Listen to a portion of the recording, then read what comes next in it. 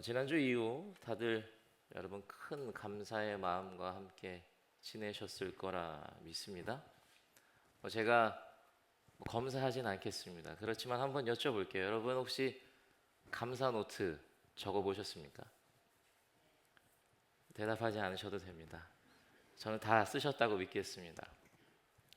분명 또 지난주 추수감사절 이후 그리고 땡스기빙을 지나오면서 여러분들 분명 감사한 것들에 대해서 이것저것 많이 생각해 보셨을 겁니다. 그런데 그것이 그 감사한 것들이 내 머릿속에만 머물지 않고 내 손과 함께 감사한 것을 적어 나가는 노력을 해 보셨다면 분명 나에게 이렇게 감사할 일이 많았던가, 내가 이런 것도 감사할 수 있었네 등등 여러 가지를 생각하면서 그 감사함을 적어보는 시간 속에 작은 놀라움도 있었을 것이고요. 또 다른 감사함이 여러분들에게 있었을 것이라 생각이 됩니다. 그러면서 기쁨을 얻을 수 있는 시간이 되셨을 거고, 또 그러면서 하나님을 한 번 더 찾아볼 수 있는 시간이 되셨을 겁니다. 다들 그렇게 보내셨죠? 아멘. 자, 오늘부터요 대림절 혹은 대강절이라고 불리는 절기가 시작이 됩니다. 대림절은 예수 그리스도의 오심을 기다리며 우리들의 마음과 우리들의 믿음을 점검하고 또 준비하는 절기죠. 그리고 기독교 전통에서는요 교회력의 시작점이기도 합니다. 성탄절 이전 4번의 주일을 우리들은 대림절로 지키고요. 이 대림절 기간 동안에 예수님의 첫 번째 이 땅에 오셨던 그 성탄을 기억하고 감사하고, 또 다시 오실 예수님을 소망하면서 우리들의 마음을 준비해요. 우리들의 믿음의 삶을 다시 한번 점검해요. 이 대림절 기간 동안 더욱 구별된 성도로서 더 하나님과 가까워지시길 바랍니다. 또 우리를 위해 이 땅에 오신 예수님의 사랑을 더 많이 느낄 수 있는 시간을 여러분 보내시길 바랍니다. 그럼 대림절의 가장 중요한 키워드는요 아마 기다림이라고 이야기할 수 있을 겁니다. 근데 이 기다림이라는 단어가 어느샌가 현대인의 삶에서는 좀 불편함의 상징처럼 된 건 아닌가 그런 생각이 들어요.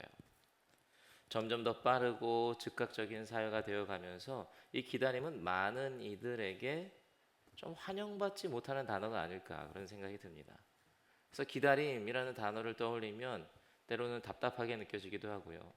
때로는 그 시간이 마치 쓸모없는 낭비의 순간인 것처럼 여겨질 때도 있는 것 같아요. 하지만 우리들의 신앙생활 안에서의 기다림, 특히 이 대림절 기간 동안의 기다림은 우리들의 영적인 성장을 분명히 가져다 줄 겁니다.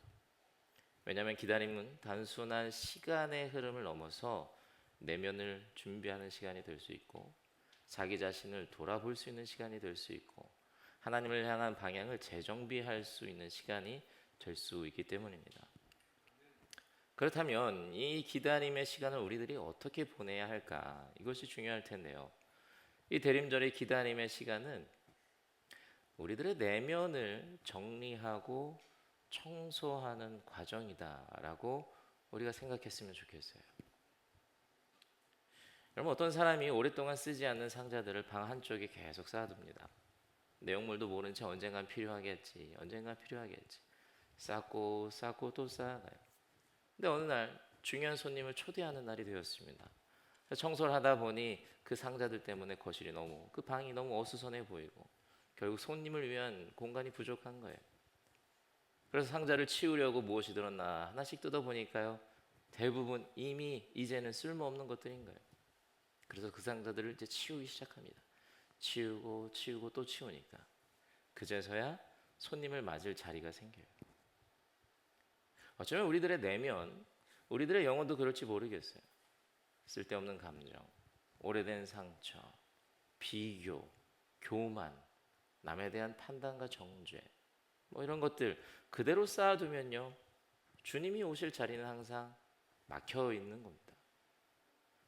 누군가를 기다릴 때는요 그러한 불필요한 것들을 치우는 작업이 필요하듯이 이 대강절 기간 동안 우리들도요 그러한 상자들, 내 내면에 자리하고 있지만 없어도 되는 것들, 없어야 되는 것들, 하나님을 맞이하기에 불필요한 것들을 하나하나 치우며 기다림의 시간을 보내야 하는 것, 그것이 우리들이 대강절에 꼭 기억해야 하는 일일 겁니다.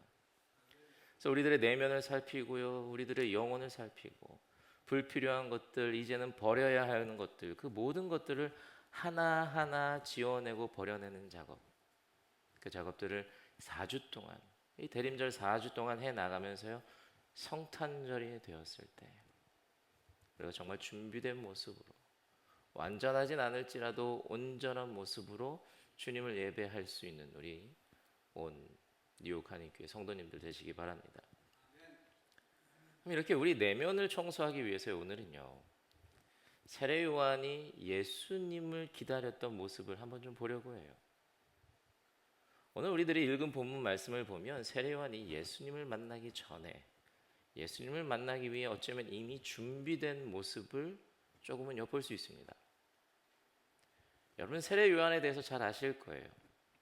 세례 요한은 그 당시 좀 높은 위치에 있었던 사람일 것이라고 우리들이 생각을 합니다. 제사장 사가랴의 아들이라는 높은 혈통을 가지고 있었고요, 또 아시겠지만 꽤 많은 추종자들을 거느리고 있었어요. 그래서 사람들은 그를 메시아로 착각하기도 합니다. 오늘 우리들이 읽은 본문 말씀에도요, 제사장들과 레위 지파들이 그를 누구냐고 물어보는 장면을 볼 수 있어요. 굉장히 큰 영향력을 행사하는 사람이었기 때문에 사람들은 그가 누군지 궁금했던 거예요. 그래서 유다 사람들이 바리새파 사람들, 그리고 제사장들, 레위 지파 사람들 다 시켜서 묻는 거예요. 당신 엘리야입니까? 당신 그 말씀 속에 등장하는 예언자입니까? 그러면서 세례 요한의 정체를 묻습니다. 이런 세례 요한은요, 그때 얼마든지 우쭐할 수 있었어요. 그리고 그러한 사람들의 오해를 자기의 편의대로 즐길 수 있는 위치에도 있었던 사람입니다. 그런데 그는 그 질문을 받을 때 단호히 이야기하죠. 나는 그리스도가 아닙니다. 나는 그 예언자가 아닙니다. 나는 단지 광야에서 외치는 이의 소리일 뿐입니다 라고 이야기해요.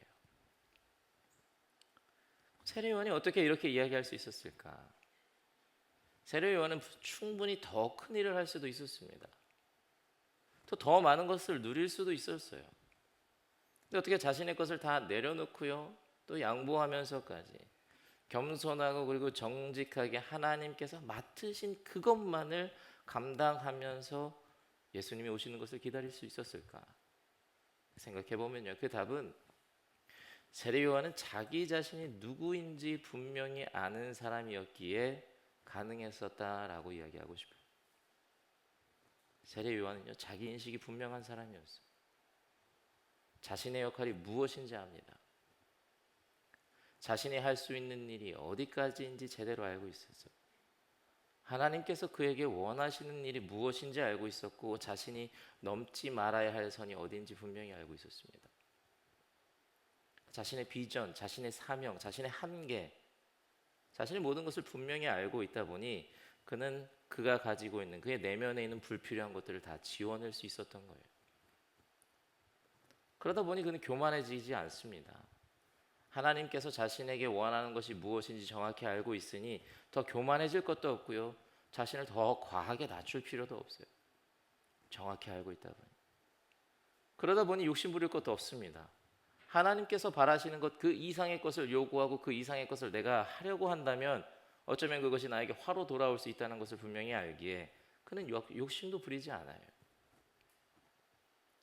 그러니까 세례 요한은 인간적으로 보면 꽤나 높은 자리에 있었던 사람입니다. 그렇지만 하나님을 제대로 알고 하나님의 뜻을 분명히 알고 자기 자신 역시 제대로 알고 있었기 때문에 높은 자리에 있었지만 높은 마음은 품지 않았던 사람이에요. 이런 세례 요한의 모습, 하나님을 알고 특히 자신을 제대로 알고 있기에 자신의 내면을 정리할 수 있는 이 모습, 이러한 모습이 분명 우리들이 이 대림절 기간에 가져야 할 모습이지 않을까, 그런 생각을 해봐요. 내가 나의 모습을 조금 더 객관적으로 바라보는 거예요.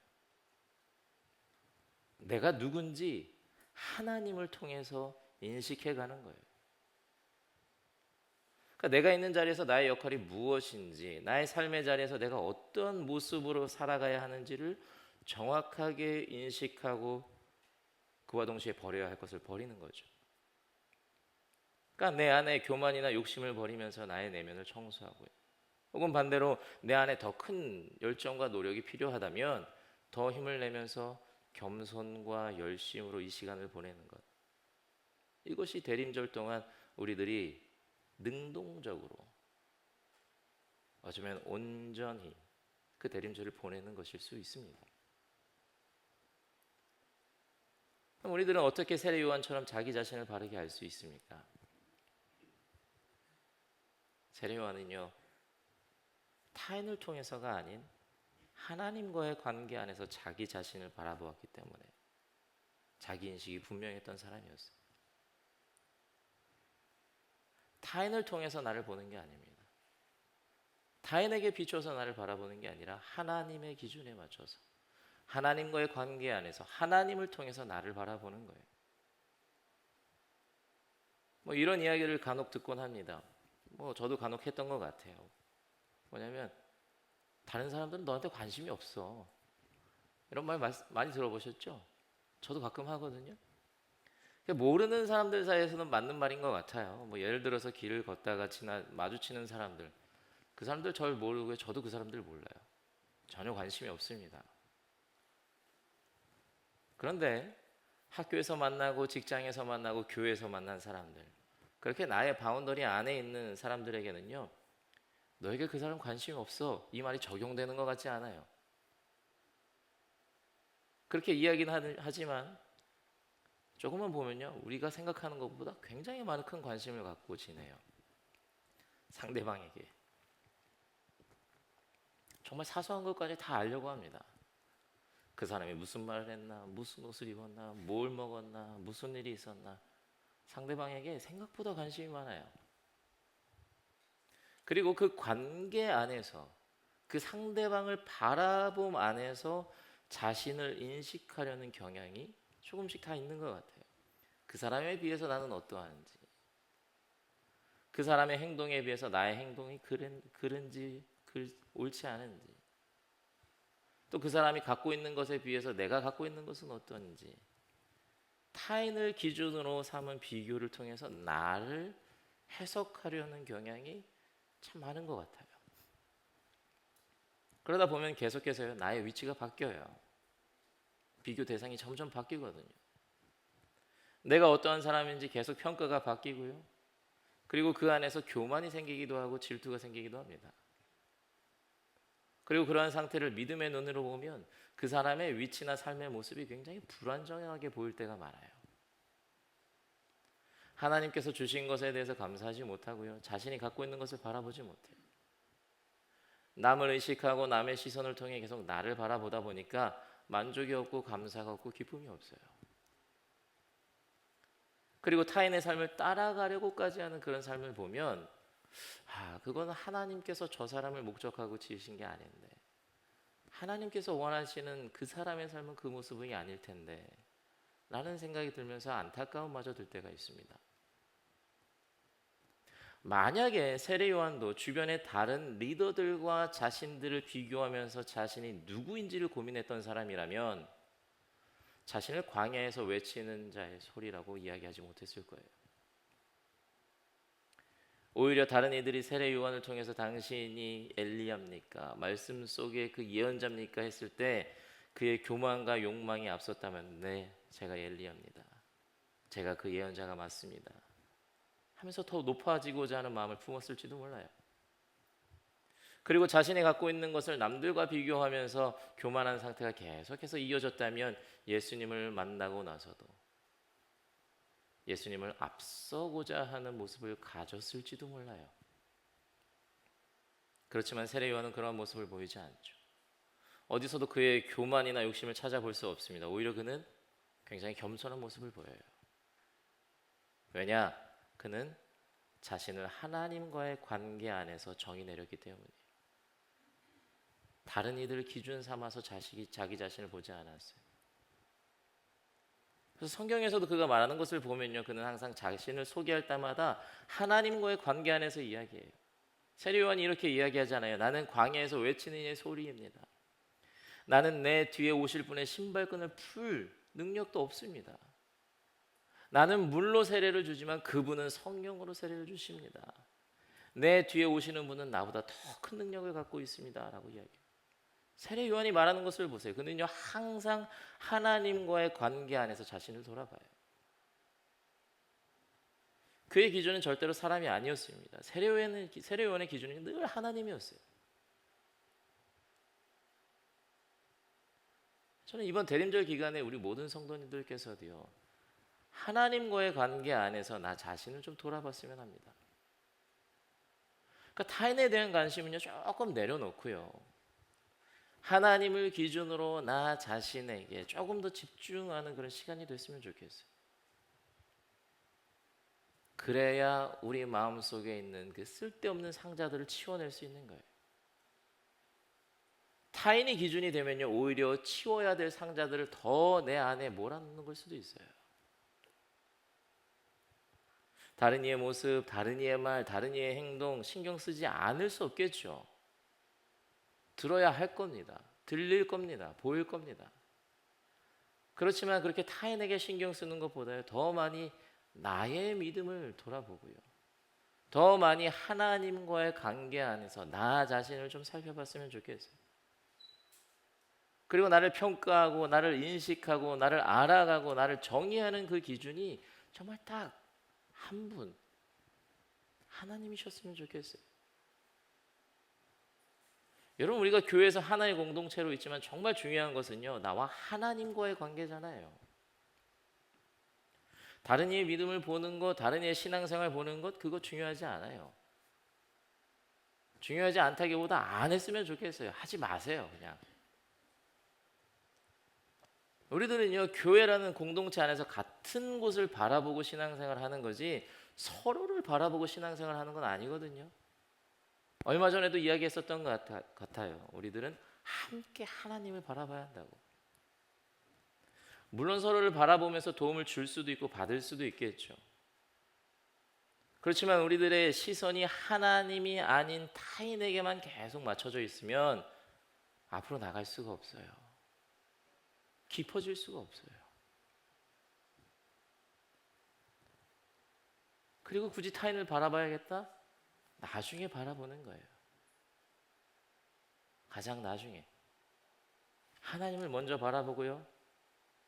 하나님을 먼저 바로 알게 되어야 돼요.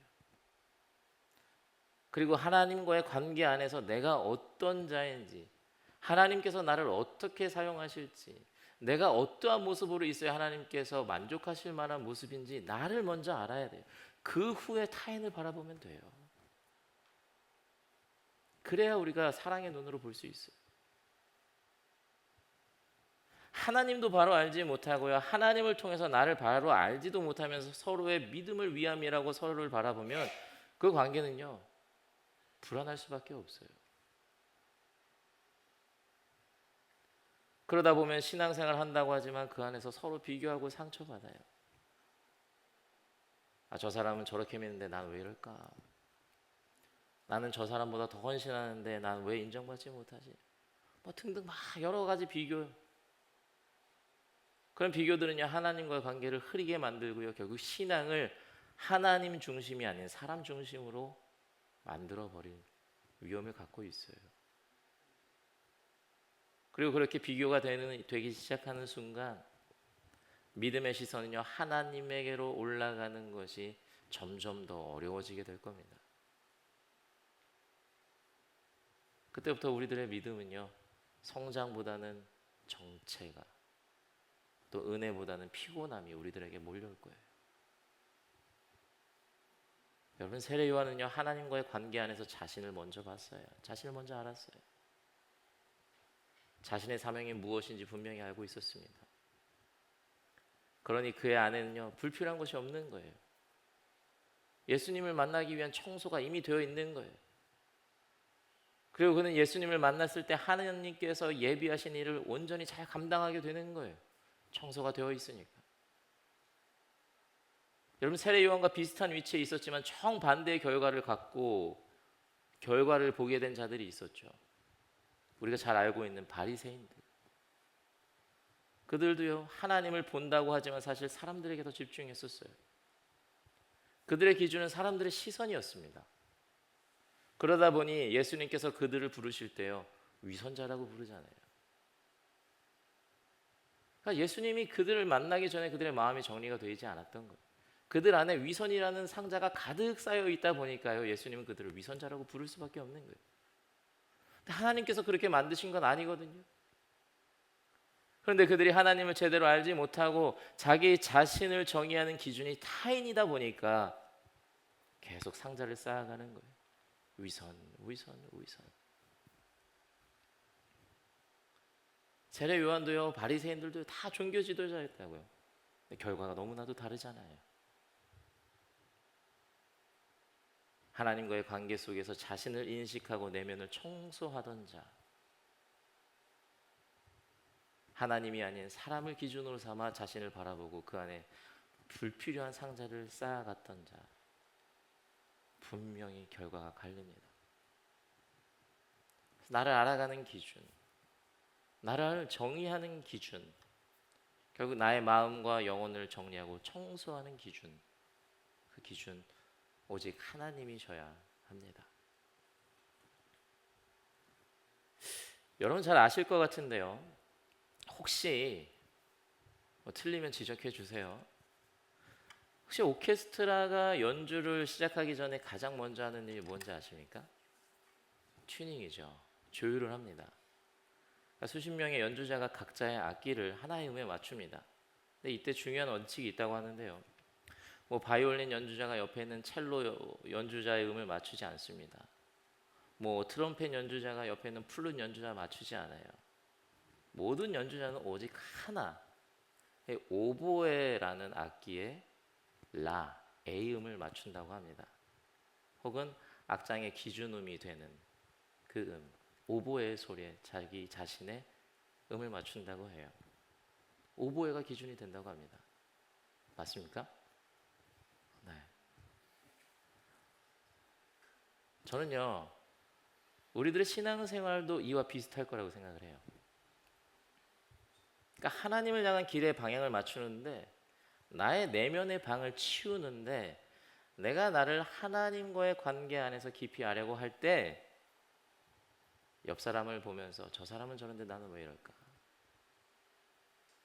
나를 조율하는데 옆 사람의 모습을 보면서, 내 믿음을 조율하는데 옆 사람의 믿음을 보면서 그렇게 맞추려 하면요, 우리 인생은 불협화음을 낼 수밖에 없을 거예요. 내 소리도 잃게 될 거고요, 조화도 깨지게 될 겁니다. 세례 요한이 위대했던 이유 중에 하나는요, 그 시끄러운 세상의 소리나 사람들의 평가에 귀 기울이지 않고 오직 하나님이라는 절대적인 기준음에 자신의 인생을 조율했기 때문일 겁니다. 우리도 이러한 조율이 필요할 거라고 생각하게 됩니다. 하나님이 기준이 되는 조율, 내 옆의 음에, 내 옆의 믿음에 맞춰 조율하는 게 아니라 오직 하나님이 기준되는, 하나님에 맞춰 조율하는 나의 믿음. 우리 사랑하는 성도 여러분, 오늘부터 시작되는 이 대림절 4주의 시간, 앞서 말씀드린 것처럼요, 우리 내면의 방을 청소하는 시간입니다. 내 방 한 구석에 쌓아두었던 비교라는 상자, 열등감이라는 먼지, 남의 시선, 평가, 정죄라는 불필요한 짐들이 있다면 다 밖으로 내버리시기 바랍니다. 그리고 깨끗해진 그 방에 오직 하나님과 독대함으로 가득 채우시길 바랍니다. 사람의 소리는 조금 줄이고요, 하나님의 소리를 정말 크게 들으셨으면 좋겠어요. 그래서 내가 누구보다 더 나은 사람이 되려고 애쓰는 것이 아니라 하나님이 지으신 진짜 나의 모습을 찾는, 하나님이 이 땅에 계획하신 나만의 사명을 회복하는 그런 복된 절기가 되기를 정말 간절히 소망합니다. 그때 우리들의 내면이 주님을 맞이하기에 깨끗하게 준비된 방이 될 수 있을 겁니다. 그러기 위해 세상의 소음이 아닌 하나님의 음성에만 내 영혼을, 내 믿음을 조율하시기 바랍니다. 그래서 주님 오심을 거룩하게 기다리며 준비하는 우리 모두가 되어서 우리에게 찾아오셨던 아기 예수님을, 그리고 앞으로 우리들을 찾아오실 그 예수님을 누구보다 기쁘고 당당하고 거룩한 모습으로 맞이하는 우리 뉴욕 한인교회 성도님들 되시기를 주님의 이름으로 간절히 축원합니다. 아멘.